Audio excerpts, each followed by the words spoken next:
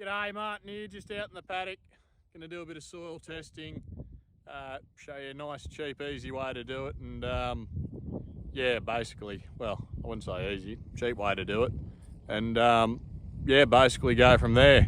I will start with the easiest way to do it, and the easiest way is to pay someone else to do it. Get your local reseller to do it. Pretty well all of them will have a soil testing rig. The cost they'll charge sort of varies. Some places, it depends on, they've got deals going with like fertiliser sellers and that sort of thing. So it all sort of varies a bit. When I did it, we were somewhere around $185 per test for a complete test. And when I was doing a fresh paddock, I'd like to do a whole series of tests at different layers. Or even just in a normal crop, do a complete test maybe in the top layer, and then just do 2N only tests below that. If I've never tested a paddock before, I really like to do complete tests all the way through, because that way you can see what changes there are through the soil, if you've got any big subsoil constraints. Sometimes you won't have any if it's a fairly uniform soil profile. Other times they can be massive. I remember soil testing a place out near Wobbegar, which is out in the Pilliga. And you went from an extremely acidic topsoil to an extremely alkaline subsoil. Really interesting, not really good for growing much in.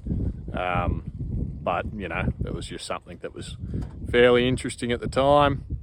Anyway, I'll show you a bit of the gear that I've got and some of the stuff that, yeah, you can use to do your own soil testing. Right, so this is what I've got. On your right, you've got a little push probe soil test. You just walk along, tread on it, and it goes into the ground. Got a little bit of a bucket there for collecting samples. Fellas use them a lot in pastures. Don't really use them much in cropping because they only test that 0 to 10, 0 to 15. As I said there a moment ago, I really like to go deep with it. Believe it or not, that thing costs about $400. The one just to the left of it there in the middle, that's called a dig stick. Now, that's quite good if you just want to do stuff yourself and don't want to go out and buy a big hydraulic press. You flog it into the ground with a sledgehammer, and then you just twist it back out with a screwdriver. Stick it in that hole at the top and away you go. A lot easier than you'd think it is, but you still wouldn't want to do a lot of testing. It'll become hard work very quick. Yeah, if I could afford or justify to myself a hydraulic soil tester, I would get one, but new they are about 15 to 20 grand, and you don't see them secondhand too often. So yeah, basically I really like the dig stick because it is cheap. It's still about $400, but it goes right down into your profile and you can get that really nice deep core sample. Yeah, I'll probably use a combination of the both because you obviously get more dirt from your sample down deep because you're taking larger increments. So I can just top up that 0 to 15 with a couple of little samples there from that push probe. Now, it's a bit hard to tell because I've got the sun behind me. It's actually the direction I want to drive, so I can't really turn the camera that way, otherwise you'll be blinded and it'll make a terrible video. But basically, I like to go in a diagonal line across the paddock. That way it sort of helps average out if there's been a blocked run where fertiliser hasn't gone out, or there's a run where maybe the fertiliser went out too heavy and it mucks around with your averages. But yeah, so that way I like to go in a diagonal run. If you know from yield maps or satellite imagery where you can see your soil on the surface, you can target your tests a bit better. You know, if 95% of your paddock is one particular soil type and you've got 5% of the other, I probably wouldn't worry about soil testing that little 5%. Focus on the bigger stuff. Unless you're going to do a bit of variable rate, then hell, go for it, but test them separately. Yeah, so what will happen is I will take a whole bunch of samples with those tools there before, and then we shall segregate them out to the depths, put them in buckets, and then from the buckets they will go into a bag. That'll be sent to a lab. I like to use a testing facility called HoneAg. It's an app you can download from the store. These guys were and still are working on some pretty cool technology that allowed you to get instant chemical soil test results in the paddock and do it reasonably cheaply. I'm not actually sure where they're up to. It's been a long time since I spoke to them, but you can get an app, you can download that app, log your soil samples through them, complete test through them. I think it's like 120 bucks. So, you know, I'm doing 3 complete tests in a paddock. That's 360 for the paddock. And then I can send them away to the lab, a lab that I can nominate there through the app. And the fellas will use these soil samples for their calibration. They'll scan it with their machine and then they'll run it through the lab and you get the lab results back. Pretty cool setup, goes towards a greater good. And from my point of view, it's cheap and easy. So if you go on the App Store, Android or Apple, just search Hone Ag, H-O-N-E Ag. So I like to take about 6 to 8 cores across the paddock and just try and keep them in an evenly spaced line across that line that I'm working. Yeah, with the dig stick I may be tempted to take a few less at times just because of it's a lot more work to operate, but it is what it is, and yeah, we should still get a good result. The other thing with that app that I mentioned is you can actually record your location in the paddock. Every core you take, you hit a little marker, and yeah, it saves that GPS position, so you can keep going back to the same spots in the future, which is a really, really handy feature. Anyway, I'm going to get out and take a few more samples.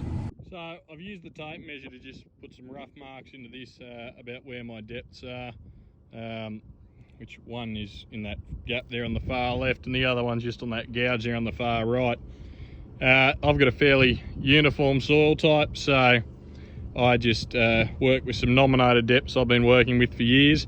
The way you would set your depths is if you've got some obvious layers in your soil types, that's where you'd be targeting it around. So if you're going from a black to a red to some strange mottled colour or something like that, I'd be looking at that sort of thing and trying to work your depths around there. Otherwise, I try and keep one fairly shallow, that 0 to 10, 0 to 15, because that's where your seed is in the soil.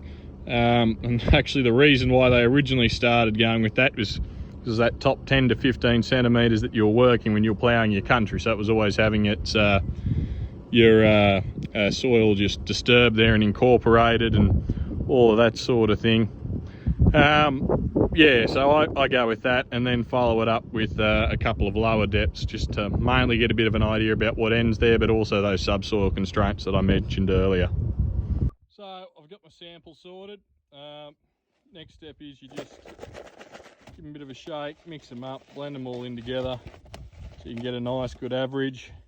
Going back to my previous post about talking about layers, there was one core I did in there that had a strange sort of sandy silty layer about halfway down before hitting a bit of rock right at the bottom. Fairly interesting, but yeah, it was the only core that had it.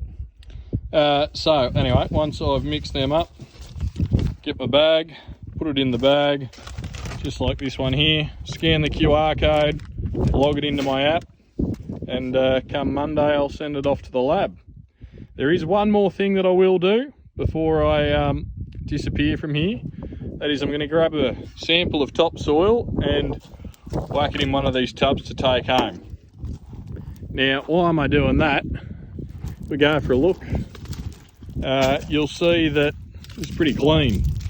There's a bit of dead barnyard grass and dying barnyard grass and a bit of dying canola. But there's no ryegrass, which is interesting because when this was sprayed, there was an inch of rain probably a couple of weeks after, well, not a couple of weeks after it, about a week after it. And these are actually the first few little bits of weed that I'm starting to see there, a little bit of dead nettle coming up.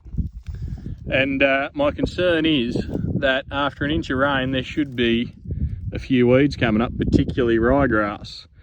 Now, here's a bit of that bad agronomy for you. I went 2 Group Bs in a row. I had canola in here last year, as you can tell, which was a clear field. So there was a Group B that went out in there. And then over the fallow back in early December or late October, I'm trying to remember now, we put out Flame and Balance, which lay down a pretty good residual and just help get on top of a few of the weeds. Now, what would have really worked really well in with that is if I'd got a camera sprayer and could clean up these few little survivors that you saw there. Now, since we put out that, we've had probably 400 and something mils of rain. We're now in May, so it's been at least 5 months. By the book, we should be well and truly in the clear, but I suspect this was the first time IMI chemistry was ever used on this farm. So the bacteria that live in the soil that break down that chemistry really wouldn't be there, and if they're not there, they're not, you know, functioning at a high level. So my concern is that what I'll need to do is test the soil by taking a sample home and putting some seed in it, because there may still be some residual activity there which could knock around the crop. If that is the case, then I've got to go to plan B and go for an IMI tolerant crop like Spartacus barley or the new one Maximus, both which are really good varieties for up here in the north. So that's it, everything's bagged up, ready to go, and it'll be in the mail on Monday. It's currently Saturday now, so I'm going to sit in the fridge over the weekend. It's the best spot to have it, nice and cool. It's just make sure that nothing's going to happen. You're not going to get any weird demineralisation or something like that because you've left it sitting on your hot dash for the weekend.